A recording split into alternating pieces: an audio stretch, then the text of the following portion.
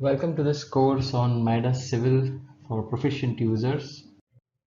So this course was specifically started so that an engineer could have a first-hand experience and appreciate the benefits of Midas Civil. So when you are dealing with a PSCI girder bridge, so what would be the modeling methodology that you need to adopt?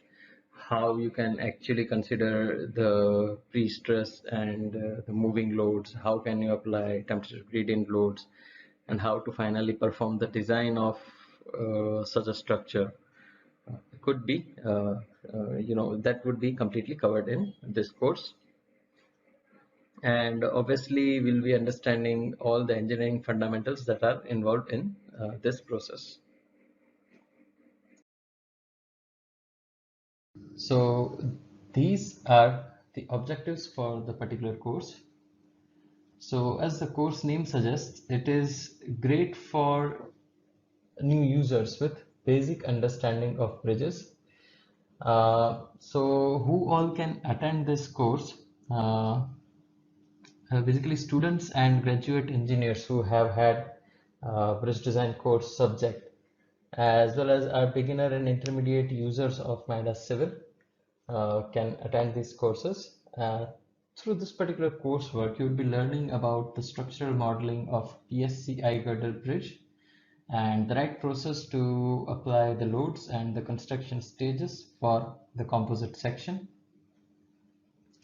And to get certified for this, basically you'll have to complete the proficient course.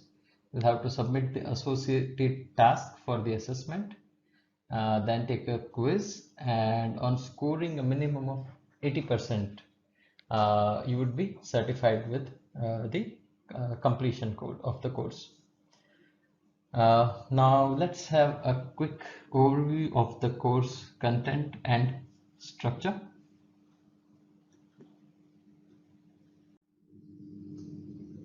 So hi, I am Mandeep Gohil, and I will be your instructor for about next 2 weeks in completing this course online.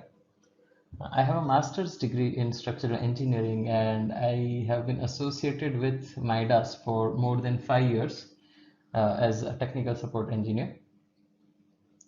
To complete this course, we require a commitment of about 8 hours in total, including the tasks for assessment.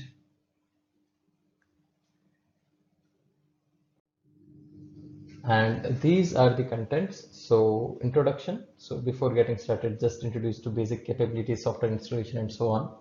Then the second chapter would be on geometric modeling, where we'll discuss about the structure and how such a structure could be modeled. Then third would be static and bridge specific loads. So we'll have a look at different loads that we need to apply on such a structure. Then the construction stage sequence along with the composite deck action. So we'll understand the construction stages and construction stage analysis control, and we'll define the composite section properties. And then we'll interpret the results.